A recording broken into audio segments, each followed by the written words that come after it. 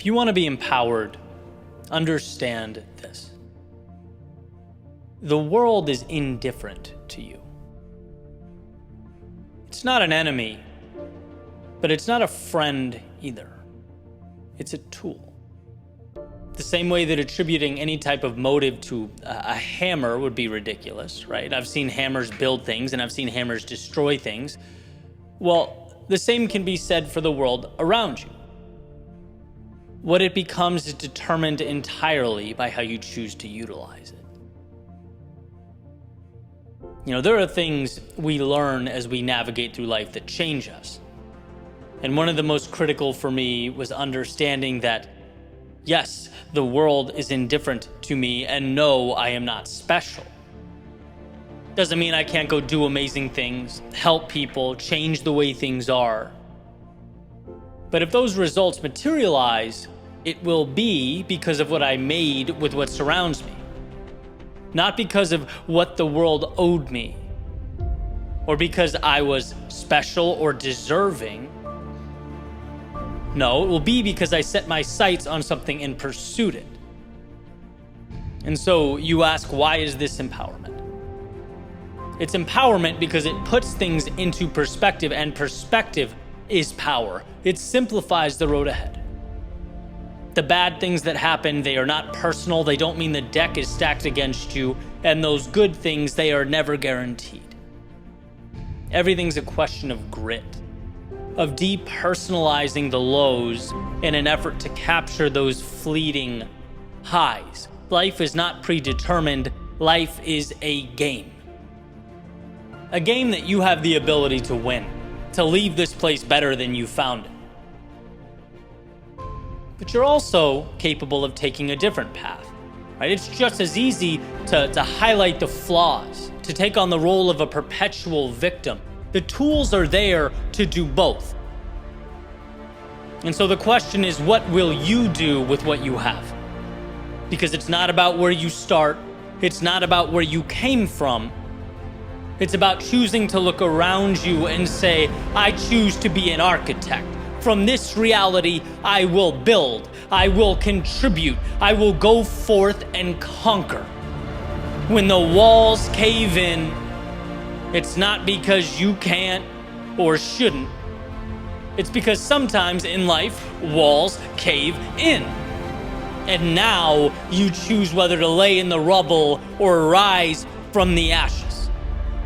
And this fork in the road, it's going to present itself many times.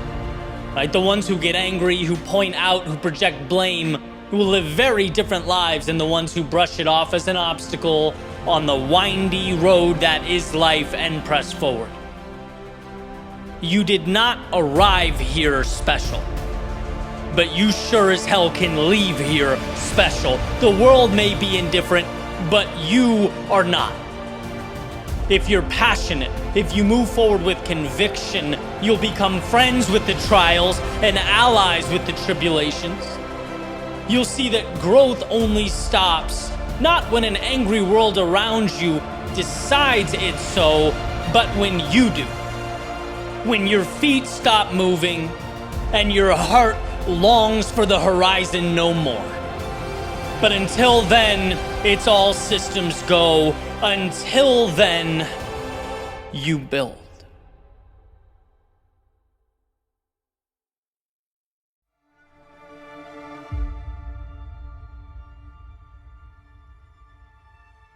You can only exist within the walls you've placed around yourself. So, question: where have you placed them? Think of the concept: you can only hit targets that you aim for, and expand it out. Because my point here is you can only exist in the plane that you have deemed to be real for you, that you have decided is reality. And if we think about that just on a common sense basis, it's pretty apparent, right? People don't do things that stretch beyond their perceived identity. If I don't think I'm capable of accumulating wealth, for example, I'm simply not going to do the things or take the necessary steps required to accumulate wealth. Why would I? If I don't think I can help or add value to others, I'm not going to do things in an attempt to help or add value to others. Using that example, that stuff would exist on the other side of those walls I've placed around myself. That's why deciding what those targets are is so important. Deciding what's real matters. Because if you set the scope too small, if your reality is void of all possibility and imagination, even if you win, you've conceded too much. The premise you've been basing your entire existence and your decisions on is so limited that you can win there and still lose overall, still leave everything on the table. And there's, a ton of examples of this. I commonly hear people refer to it with their work. I'm not crazy about what I'm doing, but how do I fix it? How do I learn to like this job? How do I exceed expectations in my role? How do I get a promotion so that I can bring in more income? All valid questions, certainly valuable questions, if it's where you should be. And I can tell you, I remember asking those same questions to myself, and the conclusion I finally came to was, no, what you need exists on the other side of those walls.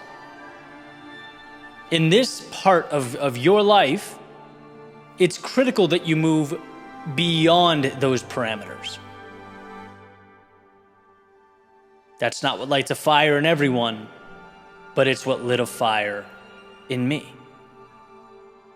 I was asking the wrong questions, right?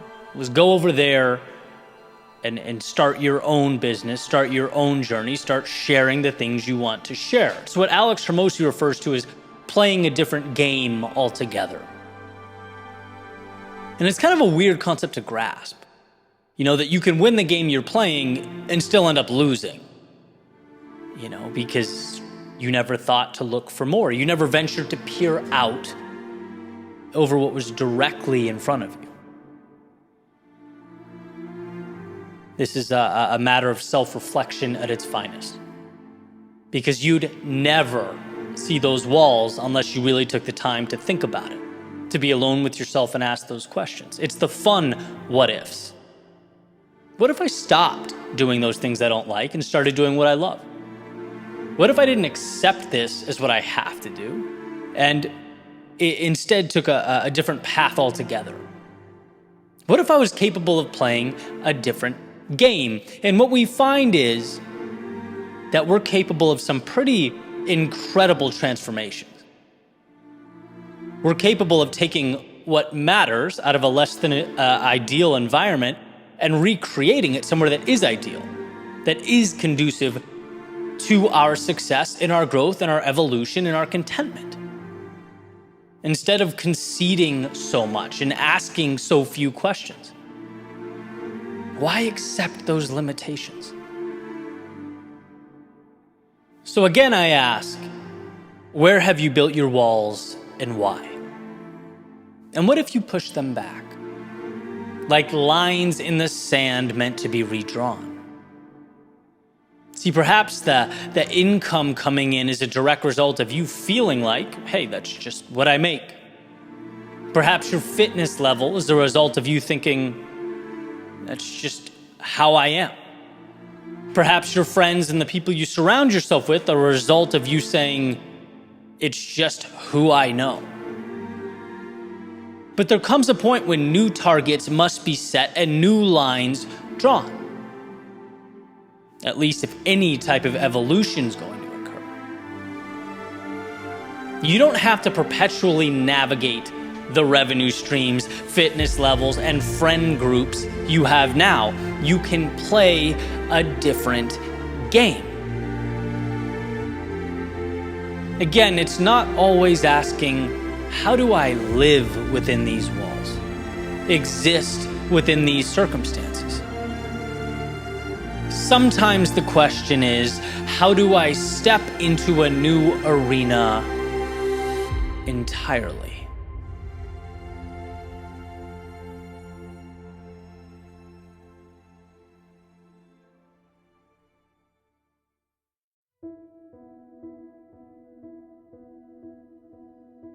One of the most important lessons I've learned is that I already have what I need most. Now, as I unpack this, think of it not in a fluffy, sort of you're magical just the way you are context. And instead, let's look at it through a truly practical lens. Okay, life is about connecting dots. And I personally believe there's a way to make almost anything happen. You just need to figure out what dots have to be connected to get there. And, even if this message isn't true 100% of the time, me believing in it, believing it so, has pushed me to find ways to succeed when I otherwise would have walked away. To me, it's a 100% value add. So let's dive in. Let's say you're currently going through a rut in life, just not feeling good about yourself, how things are. Okay, we've all been there in some capacity. You might think about your ideal life and think, well, I have none of that. I have none of those things. I'm not any of those things, right? That's just a different world altogether. And when you look at it in one giant leap like that, you're correct. But again, your job is not to wake up tomorrow and be perfect. Open your eyes and be a god or goddess. Jump out of bed with a PhD and have your life all figured out, right? No, there's none of that.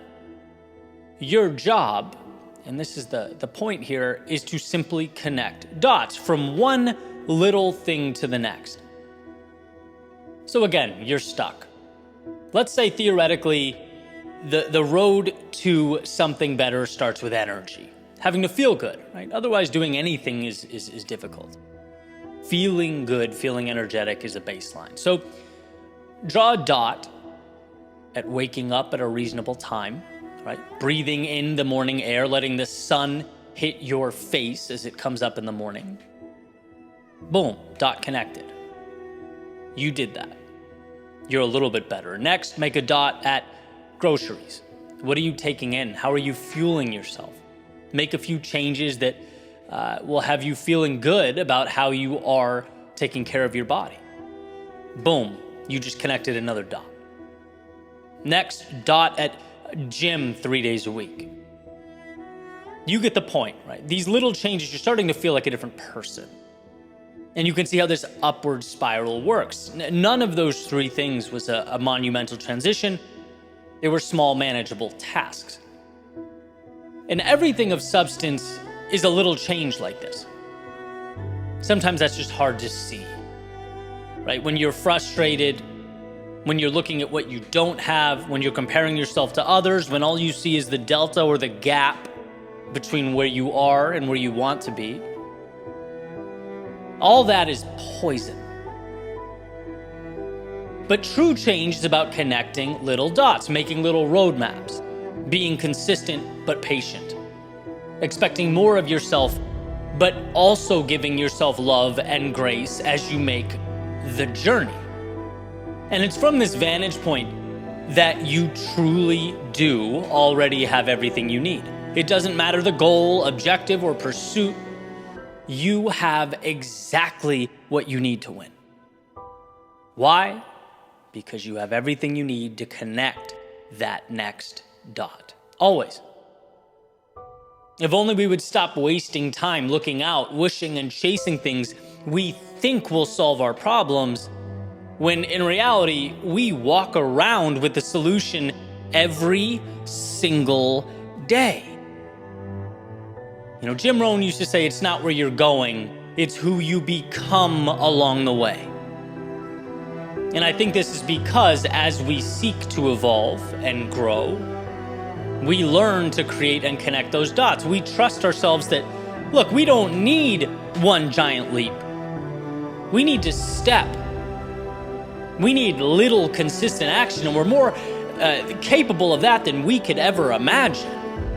And I'll get personal for a second. A goal of mine, I want to be one of the most impactful thinkers and orators of our generation. That invigorates me. It also is a lot, right? Even saying it feels like a lot. As the words come out of my mouth, it feels pretentious, right? Who am I to categorize myself with the best of the best? The nerve, right? But I believe it. And I believe it wholeheartedly to the point that I've bet my life on it. Why? Because I don't need to wake up tomorrow and write like Ralph Waldo Emerson or speak like MLK. I don't need to think like Nietzsche or inspire like Churchill. Nope, not tomorrow. I just need to keep creating those little dots that will bring me closer and closer. I need to find ways to connect them in real time, one day at a time, one dot at a time, and I will do that. And the best part, so can you. I'm not special. No, not in this regard. What am I? I'm a decade into connecting dots. A decade into understanding that I have everything I need to take one step and another and another. And my friend, you are capable of the same. So understand that strange dichotomy of thinking big and small simultaneously. You have to dream big, otherwise what's the point? You dream big because it forces you to ask big questions, pushes you to arrange and rearrange until you have evolved. But when we get caught up in the end result, we forget how to get there. You don't transport to greatness in your endeavor. No, you follow that roadmap of consistent steps. You connect the small, immediately achievable. They are the formula to outcomes that exceed expectations and bend reality. So what do you need to ultimately arrive where you most want to be? Not a miracle. You need a simple understanding. You need to acknowledge that right now, in this moment, you have everything required to build and connect the next dot, and that will always be enough.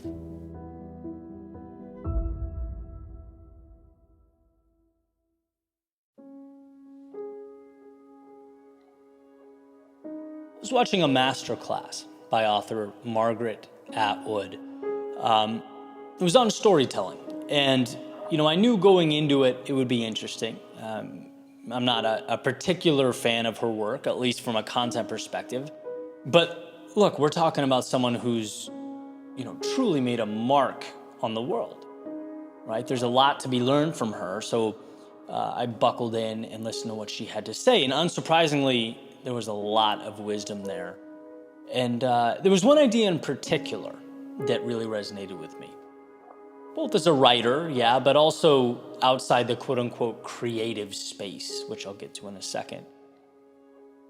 The idea was centered around finding the moment to begin, a story's true starting point. And it was interesting. She said, people think stories start on page 1, but she'll pick up a book. And I don't remember if she was referencing new authors or maybe a book just off the shelf at a bookstore. But she'll be reading it and she'll think, okay, so this story really begins on page 10. Right? That's the starting point. I think she even referenced her own writing process, being a few chapters in and thinking, this needs to be the starting point. Got to cut away the other stuff and move this up to page 1. And, understanding that's obviously important for those looking to entertain and captivate an audience. You need to give the reader a reason to stick around. But I could also very easily draw a parallel from that to, a bigger picture, our real world. All I could think about was, what story are you telling yourself and where did it start? Or more importantly, has it even started?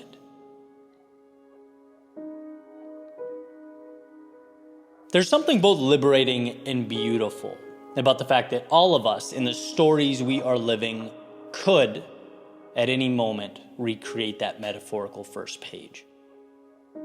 And I believe that with all my heart. Like, we think, oh, page one started years ago. This is how things are now. This is where I exist in life. But what about the idea that beginnings don't have to start on page one? What about the idea that you can cut away as much as necessary to create the right beginning? The story that feels right to you. We don't owe anything to the words that were written leading up to now. We're not beholden to the chapters that came before. Robin Sharma talks about the idea of killing your darlings, which is an old saying that refers to that very challenging task writers face of cutting away the things that aren't absolutely essential to the story's main narrative. It's hard to do. We place value and importance on these things because they feel like a part of us. We feel like they're too significant to dismiss. When in reality, the act of letting go is ultimately a value add because it ensures that what matters is what stays. It's the ability to understand that the story doesn't begin when thoughts become words. It begins when there's alignment. When the story captivates, inspires, and in the one you're writing, the one that is your life, you can always make that moment right now. There's always a new novel that can be written with new objectives and characters and storylines. It's okay to chop anything that led to this moment. It's okay to create a beginning as you stand here today, right? It's the idea of sunk costs that changed my life years ago. Just because you spent a long time making a mistake doesn't mean you need to continue making it. Just because you've been writing the story of your life for years doesn't mean the beginning is behind you. You can start this novel here. You can begin this epic adventure now. And I think there's tremendous power in looking at life like that. It's never too late for a new beginning. It's never wrong or impossible to, even at chapter 4, put your finger down on a new starting point and say, this is where it all begins, where the new ideal takes shape. We are all authors. And if authors have anything, it's control over the narrative. It's the ability to design a world that aligns with the one they imagine.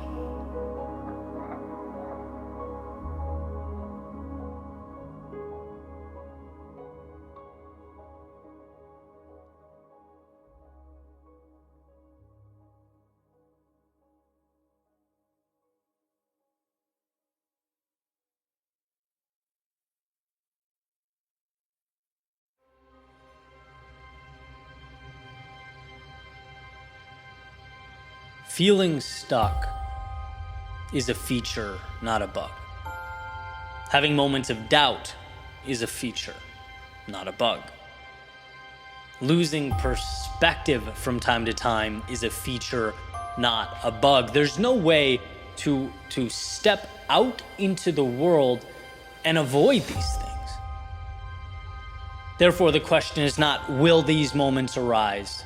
The question is, when they inevitably do, what will you make of them?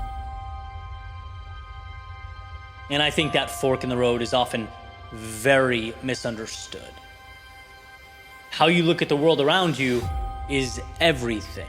Not because, as the great Tony Robbins says, you close your eyes and chant, there's no weeds, and they're suddenly gone from your garden, but because it's indicative of the choice we have. That when something happens, we don't always get to control how it unfolds before us, but we do get to choose what it means. And that's it. A simple decision. And you can see how it's just as easy to go one way as it is to go another. Right? Citing another brilliant voice in this space, Jim Rohn used to say something along the lines of, success is easy, right? It's nothing more than a few simple decisions every day. Well, when asked, why isn't everyone successful? He'd say, because being unsuccessful is easy too. Choosing not to do those things is easy too. Right? Everything is about your decoder. The world provides the pieces, but it makes you the architect. And so, what are you building? The ones who have had the greatest impact, designed beautiful change, added value to the world, they did it through chaos. Yet, those who are the angriest, who've done very little with the gifts allotted to them, they'll cite some variation of chaos for the reason they haven't succeeded. It's the lens, it's the decoder, it's the fork in the road, and you choosing which direction you will take. If you're feeling trapped in a routine, you have, in some capacity, taken the pieces around you and created a story of limitation. You're forgetting that nothing is stopping you from trying something new today, taking a risk today. When you're feeling insufficient or like everyone around you has it all figured out, you've taken the pieces and created a story of imaginary adversaries. This is not you versus the world. It is you versus you. This moment has given you a fresh start, a chance to find alignment with that which is meaningful to you.